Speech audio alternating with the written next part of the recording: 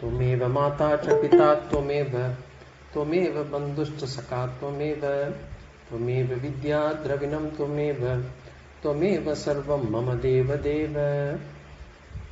Sri Dakshina Murti Sudeshikendram Dvaipayanam Sutrakratam Munindram Sri Shankaram Bhashyakritam Yatindram Maddeshi Kanchapi Namami Vidyai. Om Namo Brahmadibhyo Brahma Vidya Sampradaya Kartrubhyo Vamsarishibhyo Mahadbhyo Namo Gurubhyah Sarvopaplavarhita Prajnana Ganaha Pratyagarto Brahma Ivaham Asmi. Om Prapannaparijataya Totra Vetraikapanaye Jnana Mudraya Krishnaya Gita Mrutaduhe Namaha. Pranams everyone. We are now in the second chapter, Sloka number 26. Shri Bhagavan Uvacha Atha Chainam. Did we do 25? Yeah, we did. 26 now. Atha chainam nitya jatam nityam va manyase mritam tatapi tvam mahabaho naivam shochitum arhasi. So as you saw in the last class, Bhagavan is basically giving this second line of argument. So after Arjuna had said that he doesn't want to fight, Bhagavan had basically gave the knowledge to Arjuna that the atma, if you are worried that the atma is going to die, then atma is not going to die. Atma is eternal. It is immortal. And therefore Bhishma and Drona's atma will not die.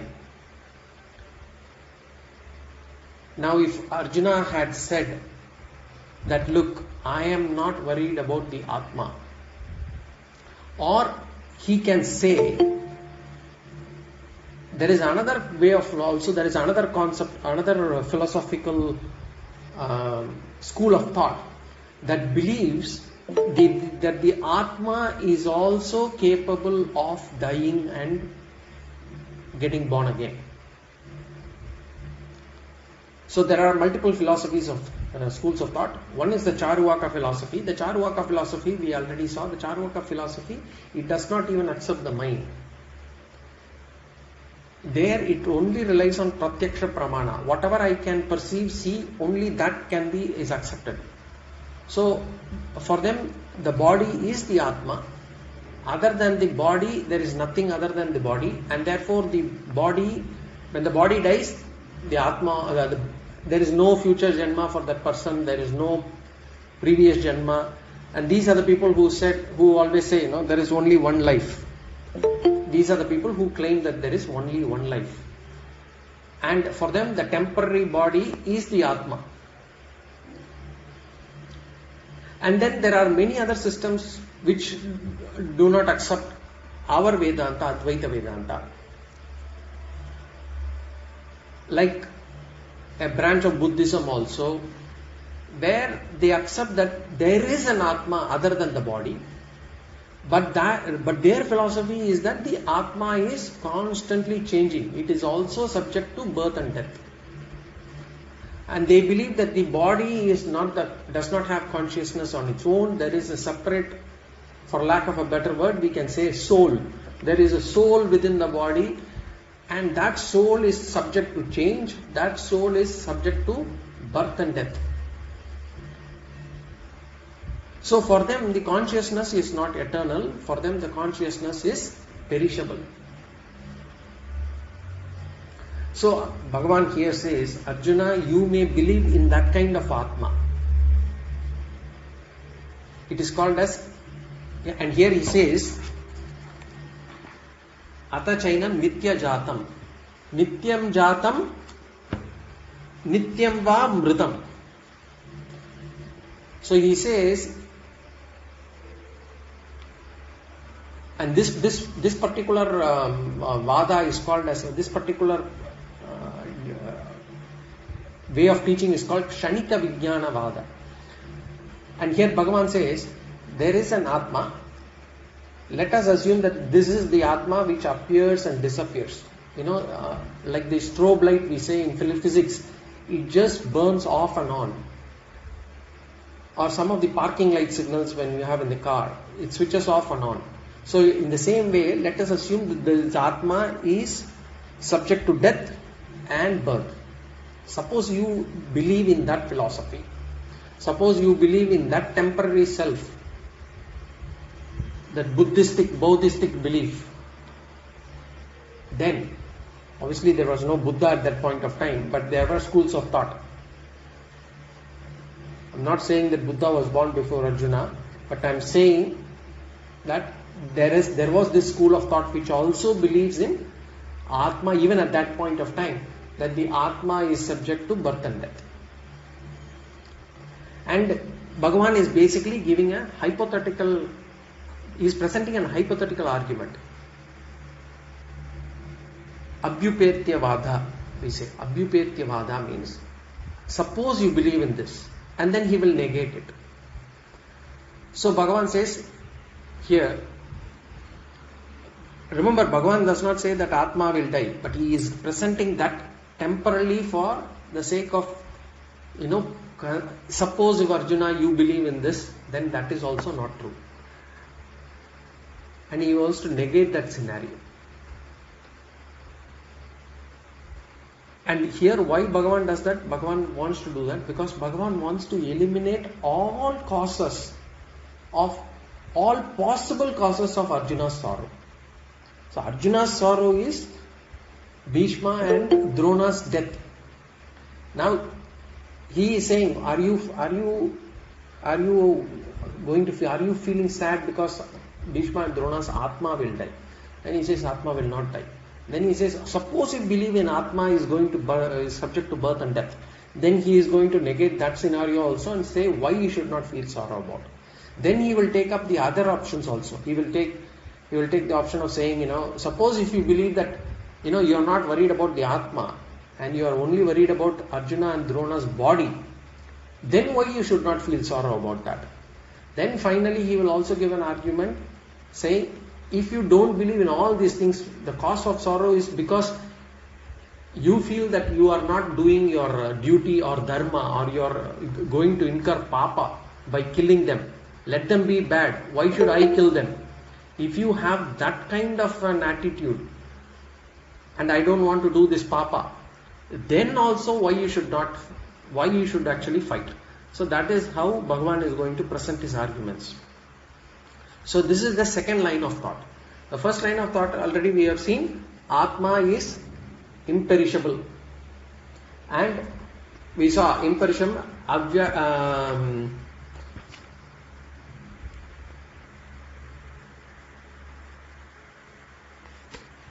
we saw a nice word for that.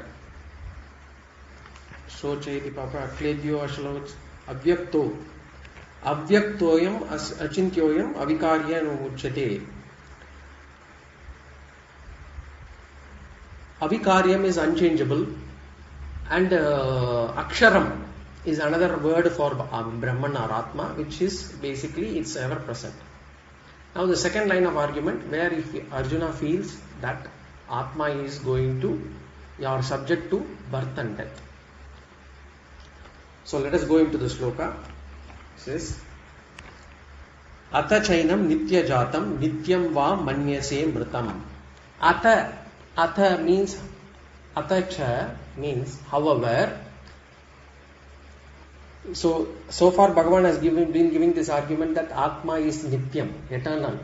Now you say however. So basically Bhagavan is saying, however, if you don't feel this way, or rather he says, manyase. Manyase is the word. Manyase means if you consider this, if you think this way. Manyase, what manyase? Yenam. Yenam means we are talking about Atma here. This Atma. Atacha manyase yenam nitya jatam. Nitya jatam. Nitya jatam means to be, jatam means born. Nitya jatam means constantly born. Nityam here means punah punah, again and again. So nitya jatam and nityam mritam va. The nityam we have to supply it for mritam also. So constantly born, it is getting constantly born and it is constantly dying. So in other words, Bhagavan says, if you believe in the atma to have punarapi jananam, punarapi maranam, for the atma itself. Remember, Advaita Vedanta, we do not have any birth or death. For us, we do believe in the atma to be eternal. But suppose if you believe that it is subject to birth and death, then what Bhagavan says, Tatapi tvam mahabhavo naivam shochitu marhasi. Tatapi means even then, tvam, you, arhasi na shochitam. Arhasi na shochitam means you do not have a reason to grieve. Shochitam means grieve. Na shochitam, you should not grieve. Arhasi, you do not have a reason to grieve. Evam. Evam means like this. And Bhagavan says, Mahabaho. Mahabaho, it is an adjective for Arjuna, or it's another name for Arjuna. Bhagavan calls Arjuna as Mahabaho, a person with large hands. Mahabaho. And Bhagavan says, Arjuna, tvam shochitum na arhasi. You should not grieve. Even if the atma is born with the body and it dies with the body, then also you should not grieve. Yata yata deha urpati tata tata atma urpatihi. Whenever the body gets born, the atma gets born. Whenever the body dies, the atma dies. Even if you think that is the case, you should not grieve. This is the meaning of this sloka. Now, why should Arjuna not grieve? Even if this is the reason, Bhagavan is going to give it in the next sloka. So we will go to sloka number 27.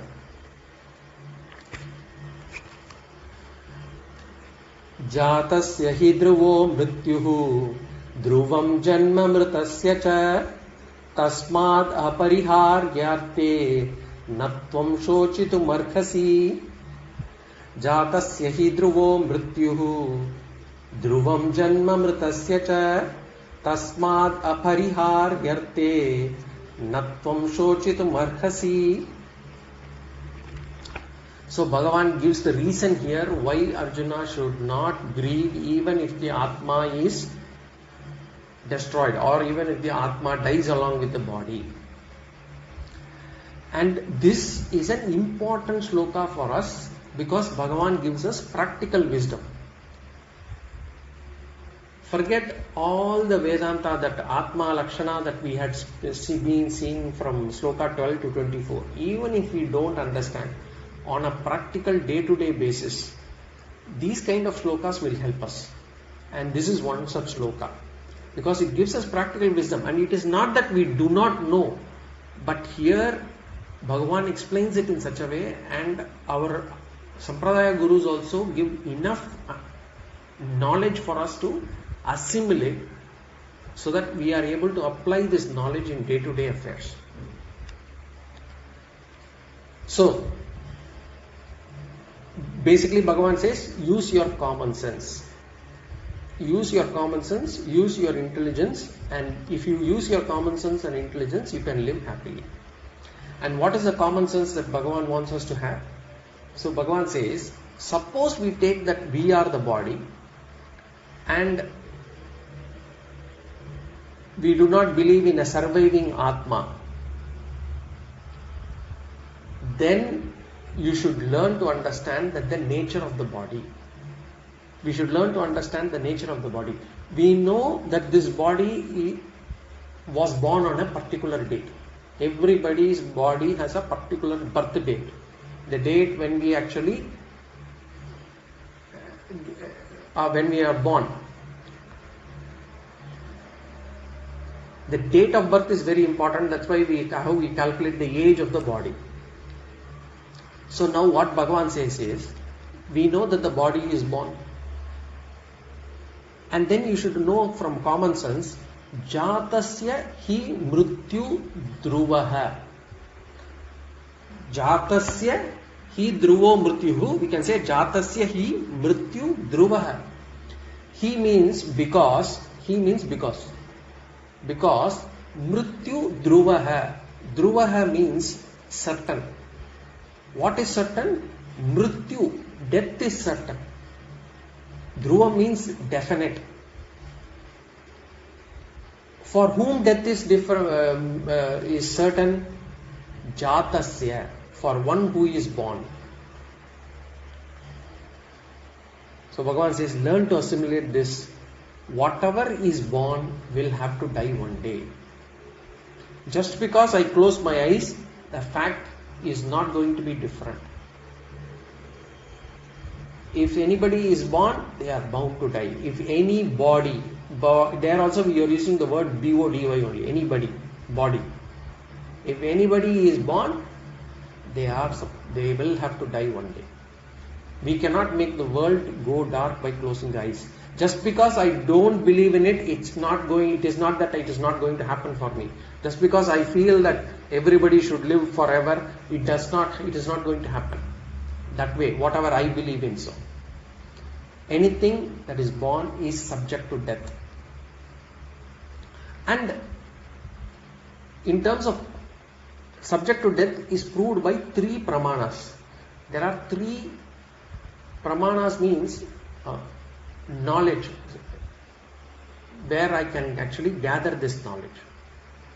The first pramana is pratyaksha pramana. Pratyaksha pramana means perception. Perception meaning, when I open the newspaper, in those days at least, when I used to open the newspaper, there used to be an obituary column. And in the obituary column, they say somebody or other is dying. Therefore, we know that there is no difference between the body of that person and this particular body that we have, the body of mother, the body of father, anybody, all of them, one day, everybody has to die. And this body itself is made of panchabhutas. We had seen this. It is made of the 5 elements. All bodies, forget even human body, any body in this universe, even animal's body is all made of the panchabhutas. And that panchabhutas, if it is made of panchabhutas, it has to die. It has to merge with the panchabhutas one day. And this we see from around us. We see from newspapers, we hear from people that somebody or other is dying. Nobody seems to be living forever. So this is pratyaksha pramana. Anumana pramana, the second knowledge, source of knowledge is inference. Anumana, inference. According to science or anything, or even within our shastras, it says anything that has got a beginning should necessarily have an end. If there is a beginning, there has to be an end. Whatever is a product, there will be an expiry date. There will be an expiry date for all the things, in all the objects in this world. And therefore, logic also tells me that whether it is Bhishma's body or Drona's body or our own body or everybody will have to die one day. And the third one is scriptures. Scriptures is our pramana.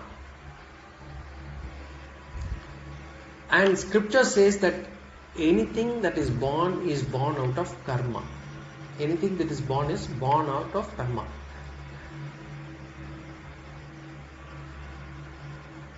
And that karma can be good karma or bad karma. And anything that is born will have a beginning and end. And the body is born out of, we had already seen a couple of classes before, the body is born and the body it takes is out of the whatever prarabdha karma that we have. And once the prarabdha karma exhausts, the body dies.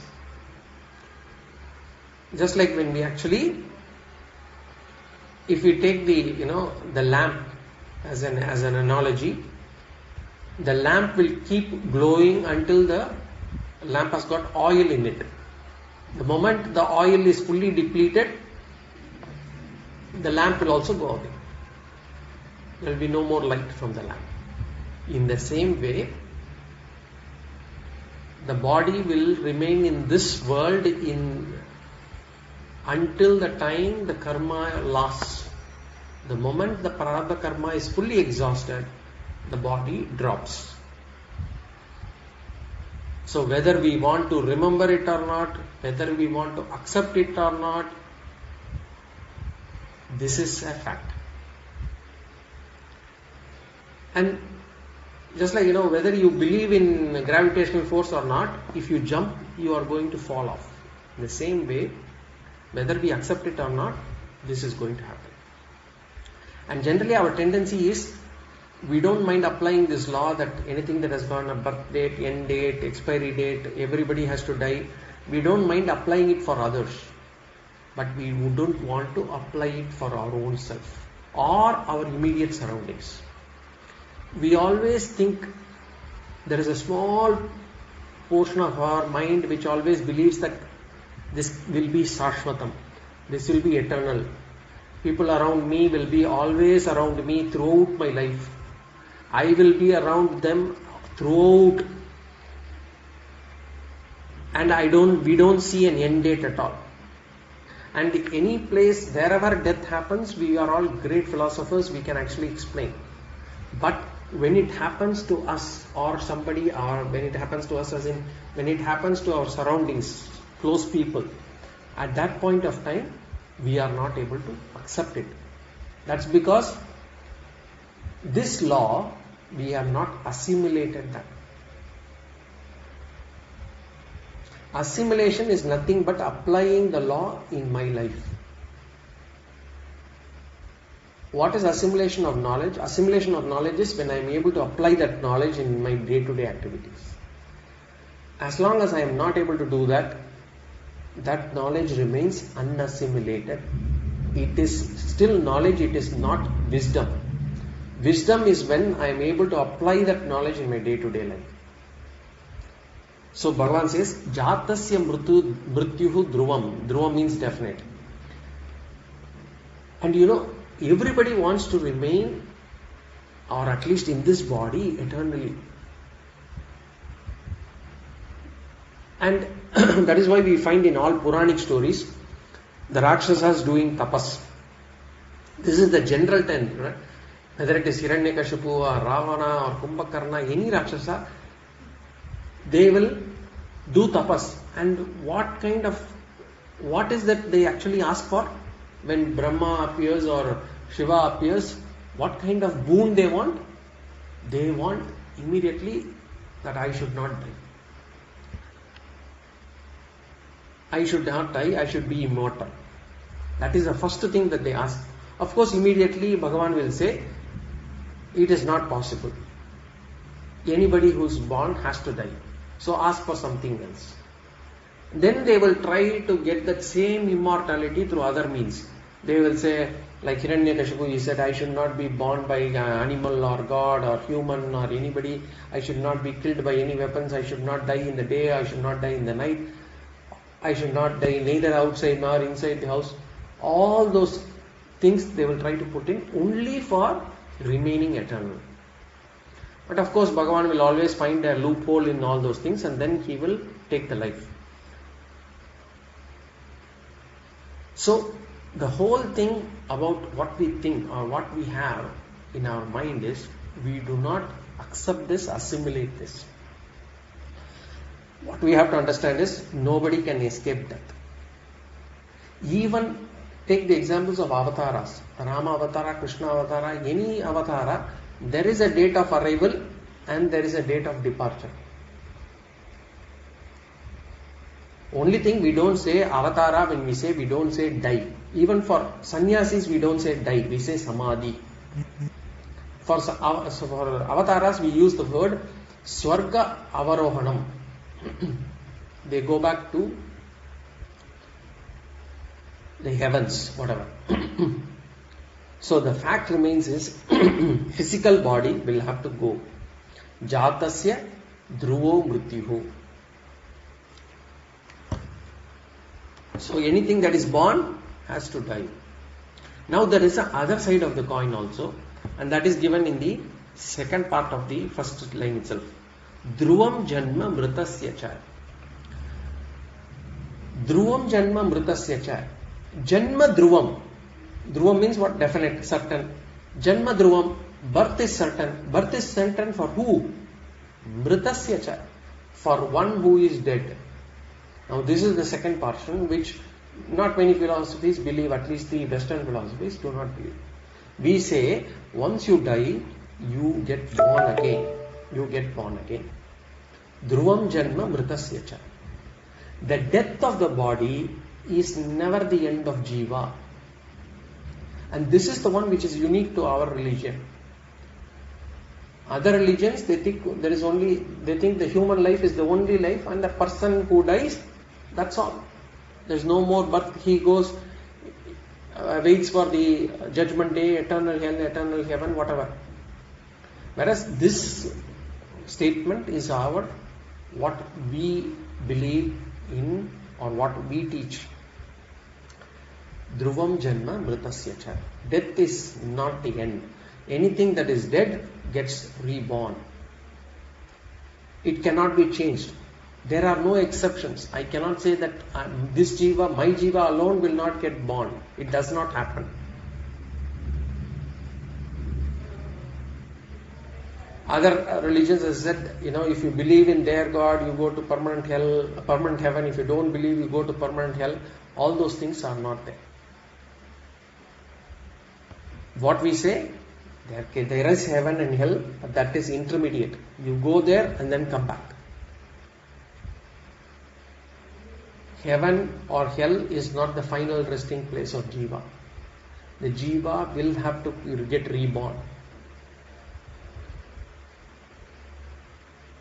That is why even capital punishment is possible in Hinduism. In other religions, capital punishment means end to an individual. You are not improving the individual. You are just shutting it down for them. That is what they believe in. Whereas in Hinduism, even the capital punishment is given. That's why Bhagavan, when he takes avatara, he says, Yada yada hi dharmasya glanir bhavati bharata abhyuptana dharmasya tadatmanam srajamyaham paritranaya sadhunam vinashaya cha dushkritam. He can kill people who are doing adharma. Because for him, he is not killing the jiva, he is killing the body. And then the jiva can improve. The next janma is there. He has exhausted that karma, the punishment he has got. Now he will get another janma. Maybe he will get purified by that in that janma.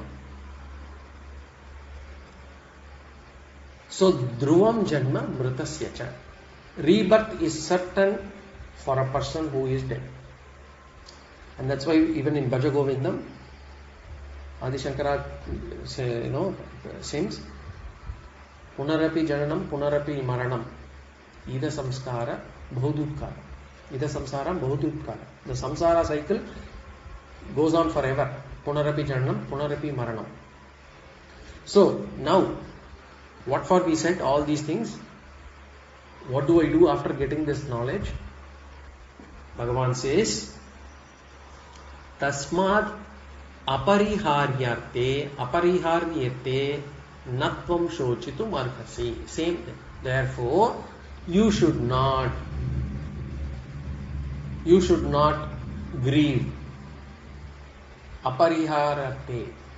Apariharye arte. Because it is an inevitable fact. Apariharya. Apariharye means incurable. We use this word pariharam.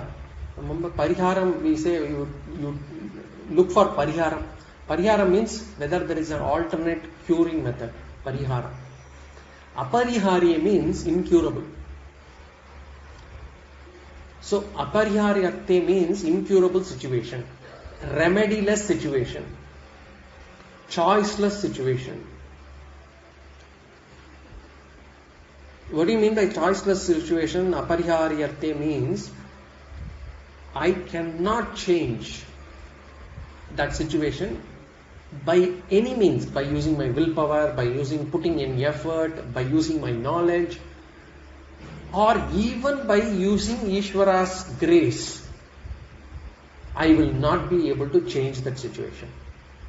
That is called as apariharye arthe. We do not say that all situations are choiceless. Remember, but there are many situations which are choiceless. And with regards to choiceless situations, what should we do? We should accept it. If we fail to accept it, it will only create problems for us. It will only create problems for us. It is not going to change the situation. Just because, for example, if I am grieving over somebody who has died already, my grief is not going to change the situation.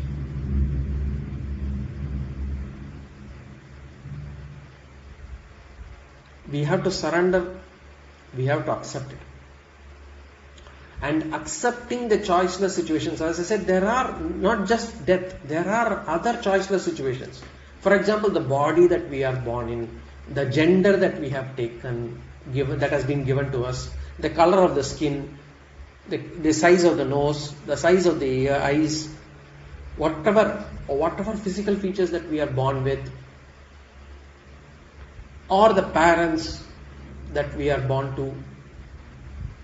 These are all choiceless situations. There is no point grumbling about it. In fact, just accept it, surrender to Ishvara. That's the best one.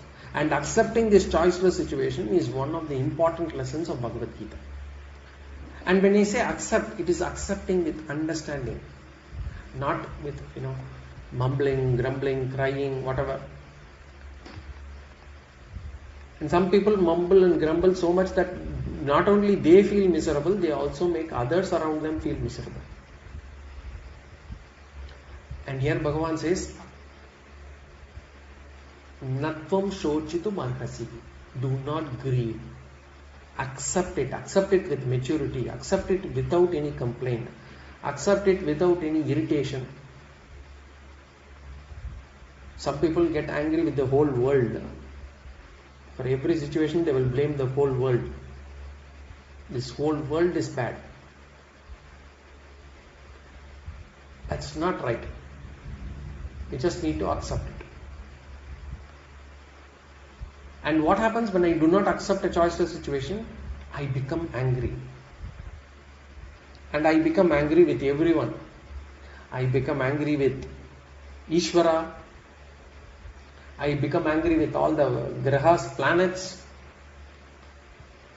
And these are all non-acceptance. So our attitude towards anatma. Why I say anatma? The body is made of panchabhutas. Panchabhutas are what? Anatma. We had already seen the Stula, Sukshma, Karana, Sharira, the subtle, the gross, subtle and the causal bodies are anatma. So the attitude towards anatma is one should be with acceptance. Acceptance should be the attitude that we show towards anatma. As I said, if we study our past, our entire past is a choiceless situation. We cannot change our past. When I say choiceless situation, up till the second before, anything that I have done, I cannot change it. 2 minutes back, if I had drank some water, I cannot change it. We cannot change our parentage, we cannot change our date of birth, we cannot change our place of birth, we cannot change our education, we cannot change our family, we cannot change the spouse. In many cases, we cannot change. So I may be born,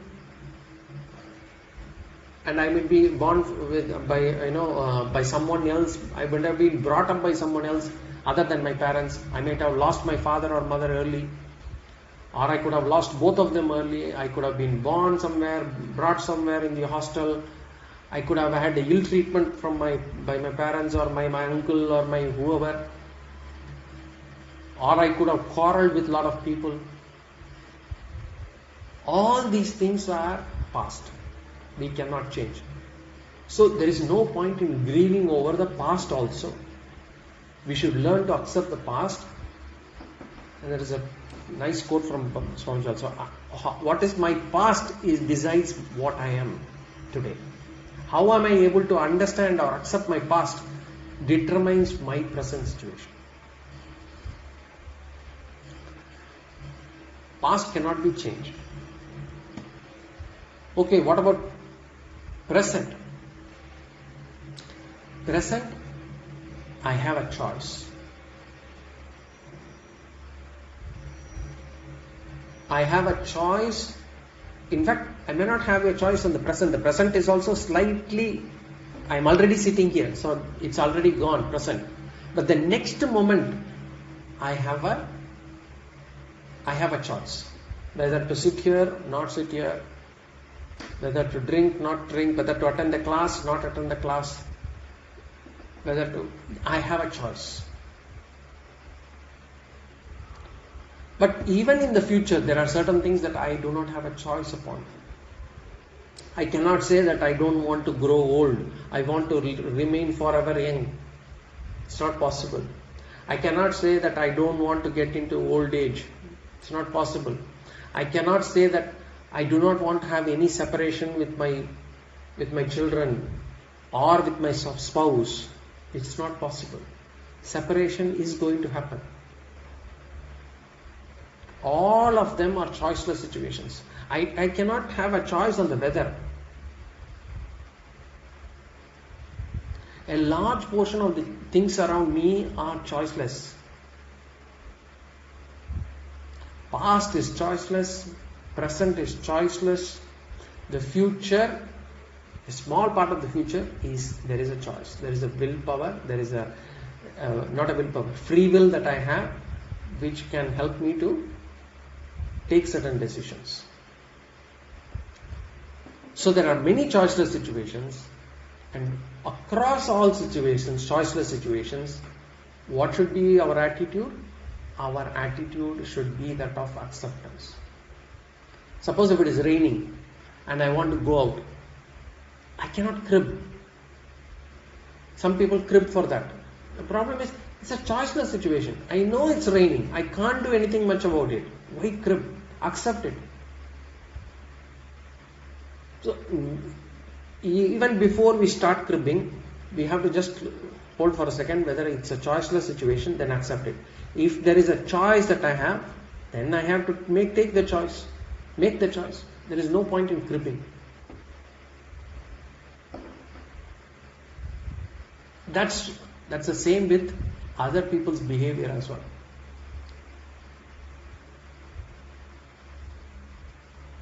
With regards to other people's behavior or their attitude, we can try to change. And if it is within the same family, we should try to change.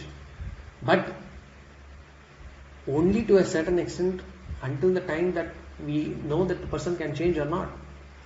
Once the person cannot change, there is no point. We just need to accept it. Remember, the situations around us cannot be based on our likes and dislikes. The problem for us is we have so many likes and dislikes. We do not want to even discuss them. We want others to take that for granted. What my likes and dislikes are has to be accepted by people around us. Whereas what the situation is around us, I do not want them to be accepted. I do not want to accept it myself. So the problem is with us and with our likes and dislikes. Question is, okay, which are the situation I can change, which are the situation I do not change, I cannot change? That is a good question. Anything that we can take an action upon, there are things that you can attempt to change.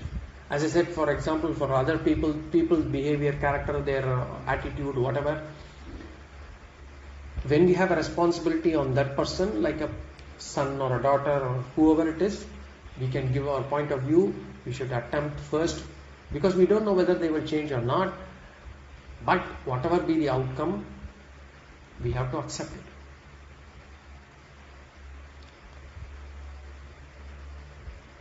First we have to put the effort. Prayatna is definitely needed. We have to put the effort, and after the effort, if it is not possible, then we have to accept it. And that's why even for the prarabdha karma that we have, the kind of fate, what we call as fate, there are two types of fate. One which is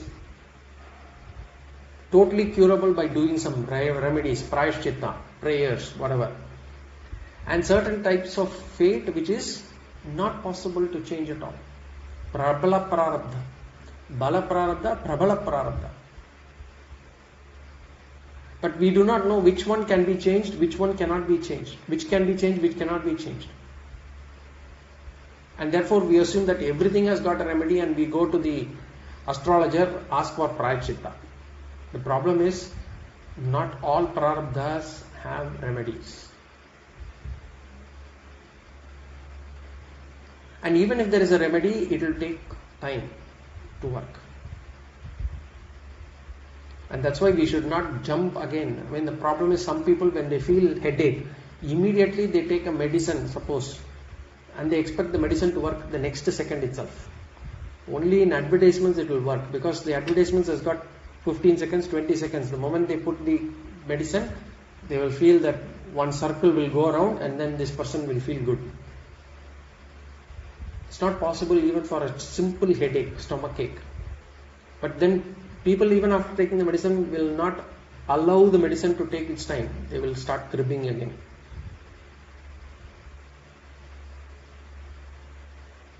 But what we have to do, we put effort, we have to give it some time, allow certain situations to change. If it does not change, then put more effort until the time we say, okay, it's not changing, so accept.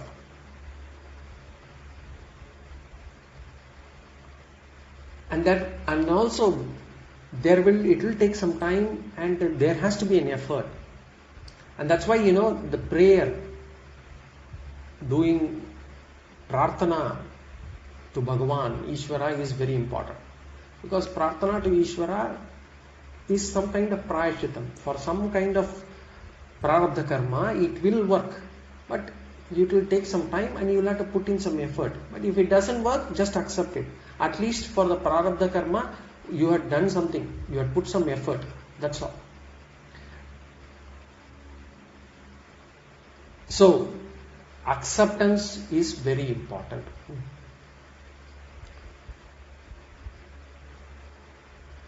But it's not easy. See, the problem for us is the mind will not be convinced to accept the situation. So, the mind will not be convinced until we put in some effort. If we were not put in the effort, the mind will not accept it. So, put the effort, allow the mind to be convinced that there is it's not actually working, and then therefore accept it. When things are going bad for people, it's easy for us to advise others. If they are in a bad situation, we will say, accept it, it's choiceless, all those things we can give. But when the same difficult situation comes to us, our mind will not be able to accept it. Acceptance is a strength. Acceptance is a strength of the mind. We call this manobalam. Buddhir balam, yasho dairyam, nirbhayatvam, arogata. In that, when we say buddhir balam, it also means manobalam. When we say manobalam, the strength of the mind will come only if we have put the full effort. Otherwise, we will be left with this guilty feeling. Whether I had done enough, if only I had put an effort, I could have changed the situation. So we should put the full effort in all situations. Whether we are going to change the situation or not, it doesn't matter. But put the full effort. But whatever be the outcome, accept it. And there's no point in feeling guilty once the situation has passed. Once the situation has passed, accept it. Don't feel the guilt. Don't take in the guilt. The guilt will make us drown even further. See, the reason for sorrow is not the situation or events. The reason for sorrow is not the situation, is not the event, but our inability to accept the situation or the event.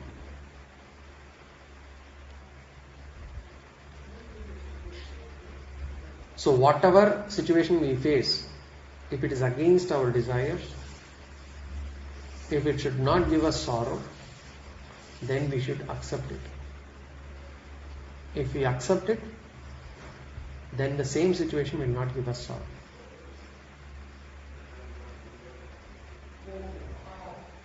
I don't like something. If it happens, if it is against my desire, then I feel aggrieved, I feel sad.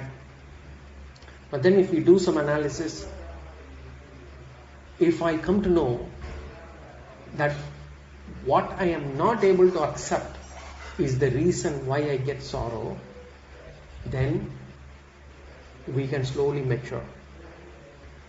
If we can list out the situation which is giving me sorrow today, and then we do a vichara. Should I actually make an effort for it? If so, what can I do? If not, or if I had already put an effort and it is still not working, should I just accept it? Then I will not feel sorrow.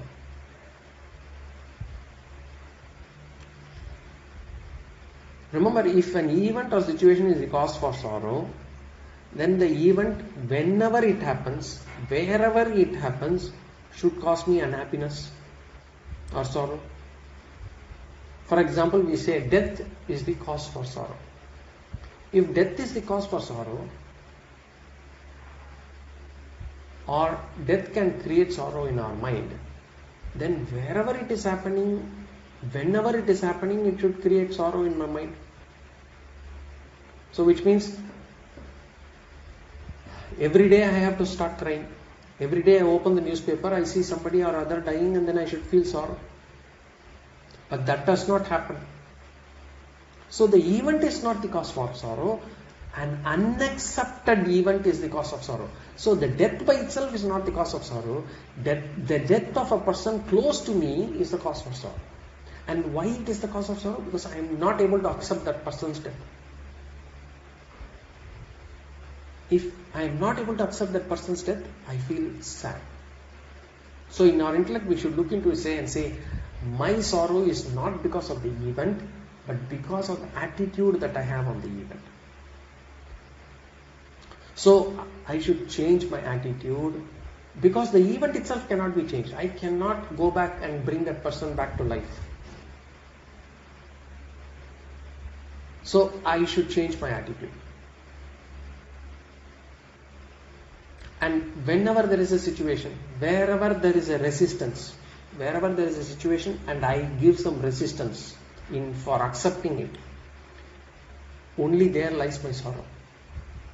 And that resistance is called samsara. Samsara is that resistance to choiceless situation. Wherever I accept, I do not have sorrow. If my neighbor's son is not studying well, I don't have a problem. I accept that. I accept that wholeheartedly, there is no problem. But if my own son is not studying well or behaving badly, I feel bad. Reason is I cannot accept that. So the cause of sorrow is not far away, it is very near. In fact, the cause of sorrow is within us. We complain that the changes outside are cause of the sorrow. No, the real cause is my attitude, that I am not able to accept the change.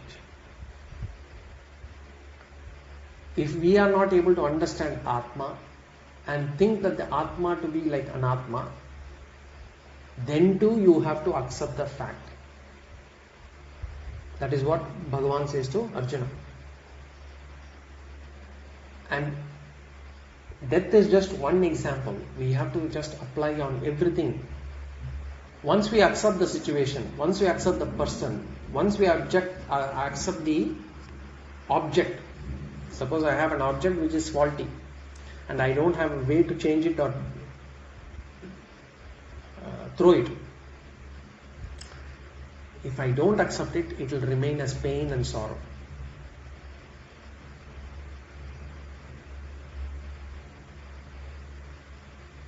See, pain is different from sorrow also.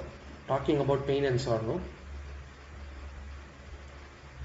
Physical pain, suppose there is a physical pain. Physical pain at the physical body level cannot be avoided. Whereas sorrow is at the mind level and it can be optional. Pain is inevitable, sorrow is optional. Physical discomfort, for example, I am there in a queue, in a long queue, waiting for darshan. There is a physical discomfort. I am in Tirupati queue, I have been standing there for 3 hours, 4 hours. Physical discomfort is there. If it is not accepted, it becomes sorrow. But if I take it as a tapas, it does not become a cause for sorrow anymore. If there is a physical discomfort, but there is no more sorrow. If a lady is asked to wake up early to cook for the son who is leaving the school for school early, she does not feel unhappy. But if she is asked to wake up early for doing something else, maybe she feels sorry. Maybe she feels sorrow and happy. That's because the first one she has accepted it. The second one there is no acceptance. Whatever situation we are sure cannot be changed, accept it. Whatever situation we don't know whether it can be changed, attempt and accept it. Advising is easy, but one faces a situation to accept that and not get our mind disturbed is not easy. So that is why Shastra talks about other factors also, like titiksha, forbearance. It's important, extremely important. So Bhagavan here says, Arjuna, dhruvo jatasya hi dhruvo mrityuho. Understand Bhishma and Drona's death here are inevitable. Why? Apariharye arte. These are choiceless situations. Remediless situations. So in the previous sloka Bhagavan said, even if you had said atachainam nitya jatam nityam va manyate mritam, even if you think that the atma is going to die and is going to be born again, first of all, atma is going to die. Even if that is the case, then understand something that has to be born will die. Something that is going to die will be reborn again. So accept it. These are all choiceless situations. So that is sloka number 27. Sloka number 28, Bhagavan is going to talk about, again, some continuing on the grieving portion. Why are you going to grieve? We will see that in the next class. Any questions or comments?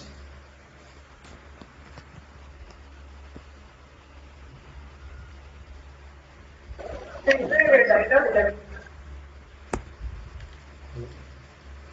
I believe there are no questions, and we will again catch up in the next class.